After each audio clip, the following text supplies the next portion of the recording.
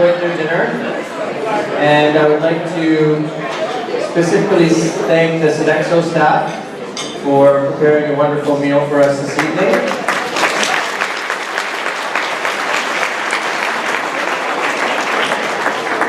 My pleasure at this time to invite this year's academic prefect, David Gow, to the podium.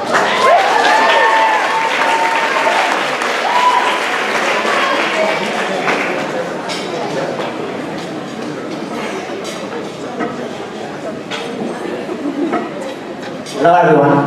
Hello. So before dinner, Mr. Grant talked about the award that we are celebrating today being certainly a recognition of academic excellence, of the high grades you have been able to achieve, but also something more than that. And my issue with that is that from a mathematical point of view, and this speech is going to be a lot about math, so bear with me. From a mathematical point of view, if academics is purely defined as a mark, then it's much easier to understand it rigorously. Right? If you are above 85, you are above 85. Otherwise, you are not above 85. But if it's not defined purely with marks, then it's much harder to understand. So I would like to maybe take this chance to, as an academic exercise, try to define what this more than a mark is. Mr. Grant also talked about how we recognize here moral character, that academics is a path for personality development. So I would also like to maybe explore how academics is a path and why the path leads to personality development. So let's start by imagining walking into a bookstore. So you see this book. Its cover is just plain blue, so it doesn't really tell you about anything about the content, but its title really intrigues you. But the book is expensive, so you're trying to struggle about whether you should buy the book or not. So you at least want to open the book and have a look at the content, right? But the thing is, the book is really delicately made, so it has a thin plastic wrapping around it, and you don't really get to open it until you buy it. So you take the book, you go to the shop owner, and you ask her, is this a good book? And the owner says, yeah, it's a great book. And you say, okay, just how great is this book? Now, is it worth the cost? Could you give me a quick overview of the book? And the owner says, of course.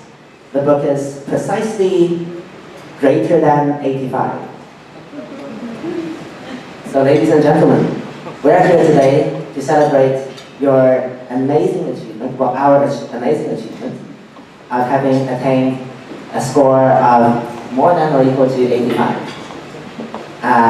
But we know that the shop owner's answer is weird, because no one measures the greatness of literature with a simple integer. And similarly, I suggest that we should celebrate your true academic achievement, which is far, far more than a primitive integer. By the way, this is the middle school Optimates speech. Dinner?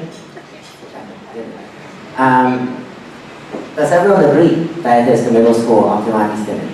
Yes. Okay. Is there anyone who got middle school Optimates but isn't here today? Raise your hand if you're not here. But you see, the thing is, how can we agree that this is the middle school Optimates dinner if we don't know exactly what Optimates means? In Latin, the word Optimates means, well, it literally translates to the best people. I'm sure that not many of us would claim to be the best person. So the only logical explanation must be that we are here to celebrate a path, not a destination. We're here to celebrate the beginning of a journey to become the best version of ourselves. And this path can look completely different to every one of us. What does academics mean to you? For some of us, it is a solitary pursuit, a quiet room and a pile of books. For some of us, it is a unifying force a room full of heroic scientists, a global crisis, and a glorious ending. And for some of us, maybe, it is just a task that must be endured. But then each of these visions are really the same thing. And that is because there are a few things in common for all of us sitting here today. One is the reality of what is required for academic achievement. You know I'm passionate about math, but not every homework question is an exciting discovery of a world-class theorem. And second, I think more important, what's common about us is the singular force that will drive us along this path of academics, despite how mundane this path can seem at times. And this force, I think, is what the Appleby vision statement calls the love of learning. And we all have it. You might not think you have it, you might even deny having it, but you do, and the fact that you're here tonight is proof. Now, just to clarify for the teachers sitting out there, to say that we have a love of learning doesn't mean we like a lot of assignments, homeworks, tests. You know, just putting it out there, so I'm not responsible for the misfortune of any students. So, if that's the case, what is a love of learning? I would like to share with you a story that it's probably a spoiler, but I hope you'll forget it by the time you encounter the story again. So Mr. Colford, the calculus teacher, always starts his year with a simple question. What is a line? What is a line? You know, the first time I heard the question, I thought, that's obvious. A line is a continuous, thing. It's long, it's thin, that's a line. But then Mr. Colford would say, well, is a circle a line then? You can also draw it with a sort of continuous, long and thin path. So then I said, well, a line is a straight, continuous thing that's long and thin. And he said, okay, but then how do you define straight if you don't know what a line is yet? And so in the end, you can see that what a line is not obvious at all. And Mr. Colford's official answer is, a line is a set of points such that the shortest distance between any point in the set is contained in the set. You know, it doesn't really help if no one understands what he's talking about.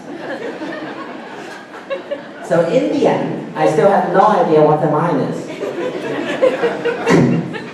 And I think that's what has propelled me along the path of academics. So now I would like to address another question. You know how in math sometimes there can be these moments when you're like, oh, I see it. This expression, I see it. The phrase I see it is interesting because the verb to see is used in this phrase. So if you put the meaning of to see in this sentence and think about what it means to see someone. What does it mean to see a person? Perhaps how you can see another person is not as obvious as it seems. Really, it's a math question. Because to truly see someone, you have to understand things from that person's perspective, and that takes a lot of CPU, it takes a lot of computer storage to do that. It's not an easy program to write. And so, to truly respect someone, as you've heard from our chapel theme of this month, respect, to truly respect someone, you have to truly understand something profound, something fundamental. And that's why the path of academics, the path where you recognize things are not obvious, where you recognize that ignorance is something that you can enjoy, this path will ultimately lead to a sort of personality where true respect and true understanding develops. And this path is what we celebrate here today. It is the very alloy that makes up the pin we're about to receive. And it is far, far more than an integer. Thank you.